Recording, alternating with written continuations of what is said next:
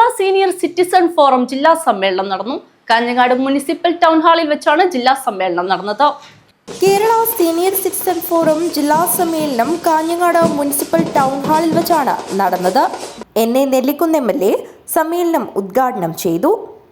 അതായത് ഞാൻ അവനെ കൊല്ലും, പക്ഷെ നിങ്ങൾ എന്നെ സഹായിക്കണം എന്നാണ്.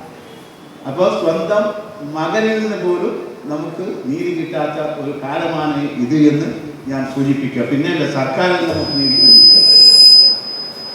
ഞാൻ ഈ ഓണത്തിനും ക്രിസ്മസിനും വിഷുവിനും പെരുന്നാളിനും ഒക്കെ നമ്മുടെ പരവനടക്കത്തെ ഓൾഡ് ഏജിൽ പോകാറുണ്ട്. ഞാൻ കഴിഞ്ഞ പ്രാവശ്യം അവിടെയാണ് ഓണസദ്യ ഉണ്ടത് അവരോടൊപ്പം.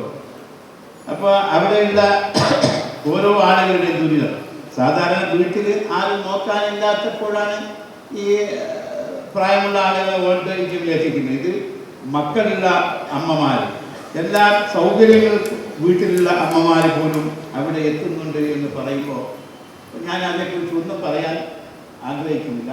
ജില്ലാ പ്രസിഡന്റ് T. അബൂബക്കർ ഹാജി അധ്യക്ഷത വഹിച്ചു.